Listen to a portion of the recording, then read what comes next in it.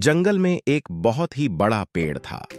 उस पेड़ पर एक होशियार और बुद्धिमान उल्लू रहता था। उसका नाम चिंगारू था। वह उस जंगल का राजा समझा जाता था। उसकी दूर दूर तक बात होती थी कि उसका दिमाग बहुत तेज था। उसकी आंखें रात के समय भी चमकती रहती थीं। जंगल में एक फॉक्स रहती थी।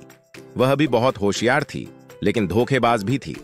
लोमड़ी ने हमेशा कोशिश की कि वह उल्लू को फुसलाकर उसकी आंखें बांध लें और जंगल की रानी बन जाए। कुछ समय बाद जंगल में खाने की कमी होने लगी। चिंगारू ने सोचा कि उसे और लोमड़ी को खाने के लिए मिलकर जाना चाहिए, लेकिन यह लोमड़ी की धोखेबाजी की सोच थी।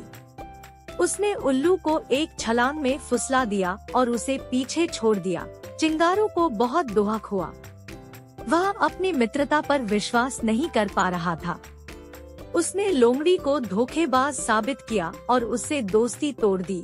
लोमड़ी ने चिंगारू को विश्वास दिलाने के लिए बहुत कोशिशें की, लेकिन चिंगारू ने उसे माफ नहीं किया। उसने लोमड़ी को कहा, तुमने मुझे धोखा दिया है, मैं तुम्हें कभी माफ नहीं करूँगा। रात के समय लोमड़ी भी खाना ढूंढने निकली। वह चिंगारू को देखकर खुश हो गई। वह चिंगारू के पास गई और उससे माफी मांगने लगी। चिंगारू ने उसे देखा और उसे गले लगा लिया। उनकी पुरानी मित्रता फिर से जीवन में लौट आई। इस तरह उल्लू और लोमड़ी की मित्रता फिर से मजबूत हो गई। उन्होंने साथ मिलकर जंगल के लिए एक नया दिन शुरू किया, जो और भी खुशहाल और आनंदमय था।